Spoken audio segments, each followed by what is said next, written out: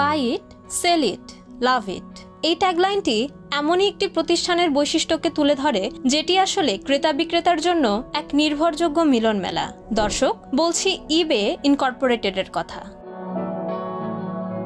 American multinational corporation ইবে ইন্টারনেটের মাধ্যমে ভোক্তা ও ব্যবসায়ীদের মধ্যে পণ্য ক্রয় বিক্রয়ের একটি প্ল্যাটফর্ম। এই ই কমার্স কোম্পানিটি বর্তমানে 30টিরও বেশি দেশে স্থানীয় অপারেটরদের সঙ্গে মাল্টিবিলিয়ন ডলারের ব্যবসা করছে।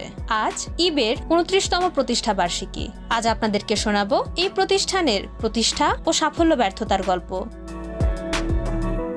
ইবের প্রতিষ্ঠাতা পিয়েরে অমিদিয়ার ফ্রান্সে জন্ম নেওয়া এক ইরানিয়ান আমেরিকান বিলিয়নিয়ার। বিশ্বের শীর্ষ ই কমার্স প্ল্যাটফর্ম অ্যামাজন প্রতিষ্ঠার 1 বছরের কম সময়ের মধ্যে 1995 সালে তিনি প্রতিষ্ঠা করেন ইবে। একাধারে প্রযুক্তি উদ্যোক্তা, সফটওয়্যার ইঞ্জিনিয়ার অমিদিয়ার 1998 সাল থেকে 2015 সাল পর্যন্ত ইবের চেয়ারম্যান হিসেবে কাজ করেছেন। এর প্রধান কার্যালয় ক্যালিফোর্নিয়ার স্যান জোসেতে।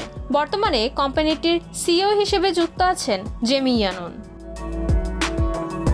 একটি ইলেকট্রনিক পণ্যের নিলাম প্ল্যাটফর্ম হিসেবে ইবে যাত্রা শুরু হয়। গত 2 বছর ধরে এই ই কমার্স কোম্পানিটির বার্ষিক আয় ছিল $10 বিলিয়ন ওপরে। এই প্রতিষ্ঠানে কাজ করে প্রায় 20,000 কর্মী।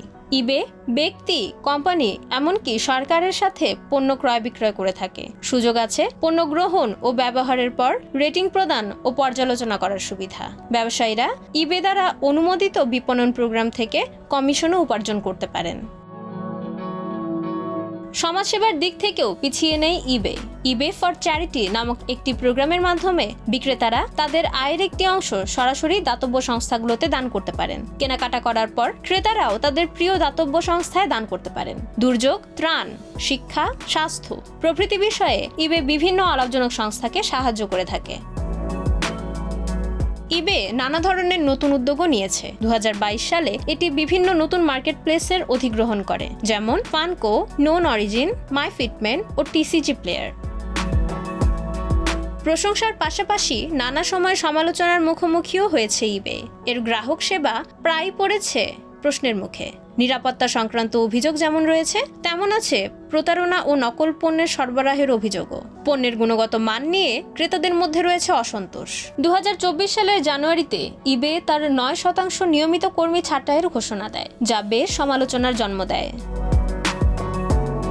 ইবে তার কার্যক্রমের মাধ্যমে নতুন ব্যবসায়ী ও ছোট ছোট প্রতিষ্ঠানকে আন্তর্জাতিক বাজারে প্রবেশের সুযোগ করে দিচ্ছে, যার মাধ্যমে তৈরি করছে লাখো কর্মসংস্থান। চড়াই উতরাইয়ের মধ্য দিয়ে অনেকটা পথ সামনে এগিয়েছে ইবে। ভবিষ্যতে প্রতিষ্ঠানটি কোথায় গিয়ে দাঁড়াবে তা দেখতে সবাইকে অপেক্ষা করতে হবে। Maisha Maliha, the financial express.